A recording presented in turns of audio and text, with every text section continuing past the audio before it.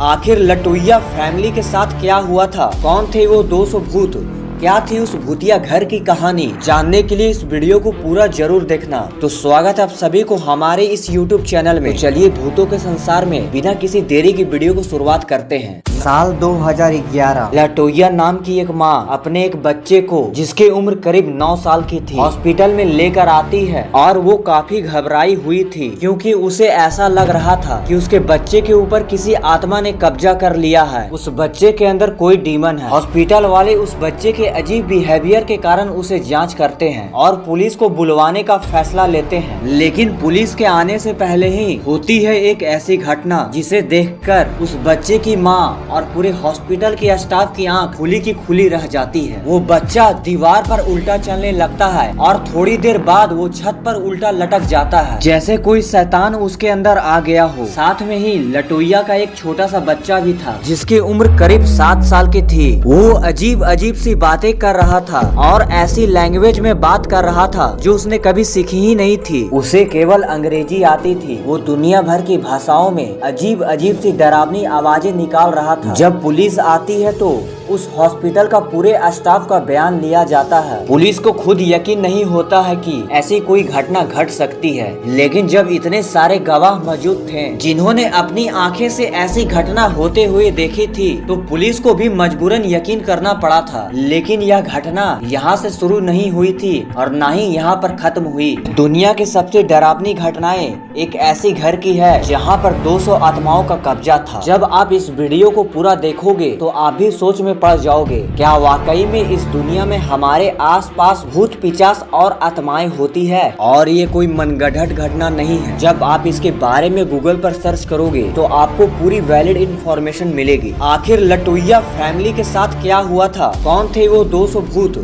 क्या थी उस भूतिया घर की कहानी? जानने के लिए इस वीडियो को पूरा जरूर देखना। तो स्वागत है आप सभी को हमारे इस YouTube चैनल में। तो चलिए भूतों के संसार में बिना किसी देरी की वीडियो को शुरुआत करते हैं। नवंबर 2011 में लटोइया आमंड्स अपनी माँ के साथ, जिसका नाम था रोज कैंपेन, और 3 बच्चों के साथ जिसकी उम्र 7, 9 और 12 वर्ष के साथ 3807 कैरोलिना स्ट्रीट पर एक घर किराए से लेती है। शुरुआत में तो सब कुछ नॉर्मल था, लेकिन अगले ही महीने दिसंबर में हुई एक अजीबो गरीब घटना। उनके घर पर काली मक्खियों के झुंड ने हमला कर दिया। काली मक्खियां सर्दियों के मौसम में गायब हो जाती है क्योंकि वो एक गर्म जगह की तलाश में रहती है। वो आबादी वाले इलाके में नहीं आती, खासकर एक बड़ी संख्या में। लेकिन लटोइया के घर पर हमला हुआ मक्खियों का। अब आप बोलोगे भाई ये तो मक्खियों का हमला था, इसमें डरने वाली बात क्या है? डरने वाली बात तो अब आगे बताई जाएगी। लटोइया को उसके घर के तखाने में बीच में वीडियो रोकता हूँ और बोलता हूँ, यार ये लोग तखाने वाले घर किराए पर लेते ही क्यों है? मतलब सीरियसली अगर घर तक खाने का है तो समझ लो भाई आपके घर में कुछ न कुछ लफड़ा होगा। और वीडियो को कंटिन्यू करते हैं। तो लटोइया को अपने घर के तखाने के सीढ़ियां पर किसी के चलने की आवाज आती है। कभी रात के समय उस तखाने से किसी के रोने की भी आवाज आती है। तो इन सारी घटनाओं से परेशान होकर लटोइया ने घर बदलने का फैसला नहीं किया, क्योंकि अगर वो घर बदल लेगी तो भूतिया घटना कैसे घटेगी। देखो बेसिकली उनके घर की फाइनेंस कंडीशन ठीक नहीं थी। उन्होंने बड़ी मुश्किल से ये घर किराए पर लिया था, तो इतनी जल्द वो शिफ्ट नहीं कर सकते थे। तो तखानों में आने वाली आवाजों से परेशान होकर उन्होंने तखाने का दरवाजा ही बंद कर दिया, पूरी तरीके से सील कर दिया। अगर यहाँ पर कुछ भी गड़बड़ हो तो वो तखाने से बाहर ना आए। लेकिन ये बात तो आप और अच्छे से जानते हैं कि भाई ये दरवाजे बंद करने से क्या होगा, आने वाली मुसीबत रुकेगी ही नहीं। धीरे धीरे शैतानी शक्तियों का असर उस घर में इस कदर बढ़ गया कि लटोइया और उसकी फैमिली मेंबर्स रात में दम घुटने लगता था। कभी कभी उसके बच्चे अजीब अजीब आवाजें निकालते थे, बहुत ही अजीब सा बिहेव करते थे। एक बार उनकी छोटे बच्चे की आँख की पूरी पुतलिया पलट गई, मतलब केवल आँख का व्हाइट पार्ट ही नजर आ रहा था और वो एक अजीब सी आवाज निकालकर बोल रहा था कि अब तुम सब मरने वाले हो। अब आप सोचोगे किसी घर में ये सब हो रहा है तो उस घर में सबको रात में नींद कैसे आएगी। रात के करीब 2 बजे थे, ये सभी लोग जाग रहे थे और कोई एक ऐसी घटना हुई जिसने इन सबके होश उड़ा दिया। लटोइया का जो बच्चा था छोटा वाला, वो बिस्तर पर सो रहा था अपने दोस्त के साथ और वो बच्चा हवा में लिवेटेड करने लगा, मतलब लेटे लेटे उसकी नींद लग गई थी, बट वो हवा में उड़ रहा था। और उसके बाद जब उसकी नींद खुली तो उसे कुछ भी याद नहीं था।